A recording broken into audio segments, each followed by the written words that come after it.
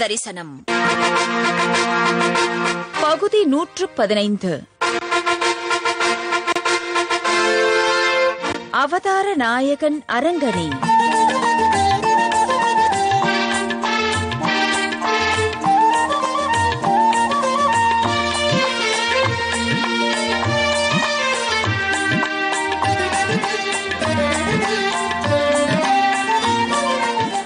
ஸ்ரீயப்பதியான எம்பெருமான் ஸ்ரீமன் நாராயணன் இந்த நில உலகத்தில் அவர்கள் அத்தனை பேரும் உஜ்ஜீவித்து தன்னை அடைய வேண்டும் என்பதற்காக பல பல நிலைகளிலே எழுந்தருளியுள்ளார்.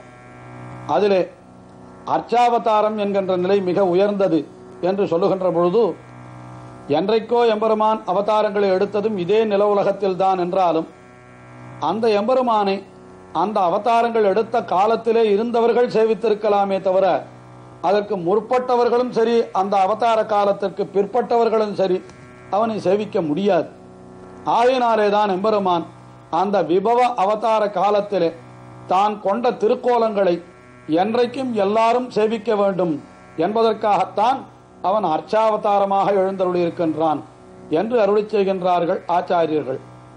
ஆனால் திருவரங்கம் பெரிய கோவிலுக்கு உண்டான ஒரு தனிச்சிறப்பு அது வேறு எந்த திவ்ய தேசத்திற்கும் கிடையாது என்றே சொல்லலாம். என்ன பெருமை என்றால், விபவாவதாரமாக எம்பெருமான் அவதரித்தானே ஸ்ரீ ராமபிரானாக, அப்படி அவதரித்திருந்த காலத்திலே அவனாலேயே ஆராதிக்கப்படும் அர்ச்சாவதாரமாக எழுந்தருளியிருந்தான் என்றால் அது பெரிய பெருமாள். ஆஹா, அவருக்கு பெரிய பெருமாள் என்கிற பெயர் ஏற்பட்டதற்கே என்ன காரணம் என்னால், ராமபிரானுக்கு பெருமாள் என்கிறது தான் திருநாமமாக ஸ்ரீ வைஷ்ணவ ஆச்சாரியர்கள் காட்டுவார்கள். அப்படிப்பட்ட அந்த பெருமாளையே ஆராதிக்கப்பட்டவர் ஆகையினாலே இவருக்கு பெரிய பெருமாள் என்ற திருநாமம் ஏற்பட்டது.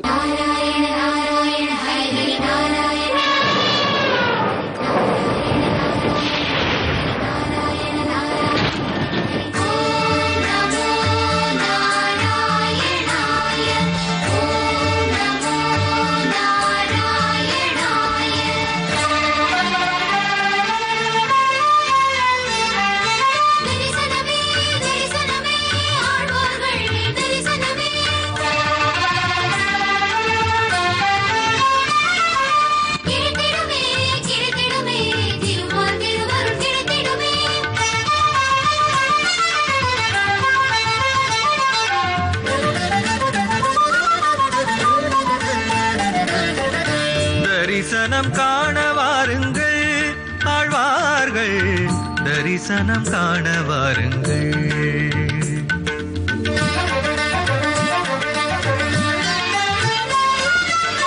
தரிசனம் காண வாருங்கள் ஆழ்வார்கள், தரிசனம் காண வாருங்கள். பன்னிசை முழங்கியே பரமனை அடைந்திட்ட பாங்கினை காண வாருங்கள். பக்தி பன்னிசை முழங்கியே பரமனை அடைந்திட்ட பாங்கினை காண வாருங்கள். ஆழ்வார்கள் அடியினை நாடி வாருங்கள், நம்மாழ்வார் அடியினை நாடி வாருங்கள்.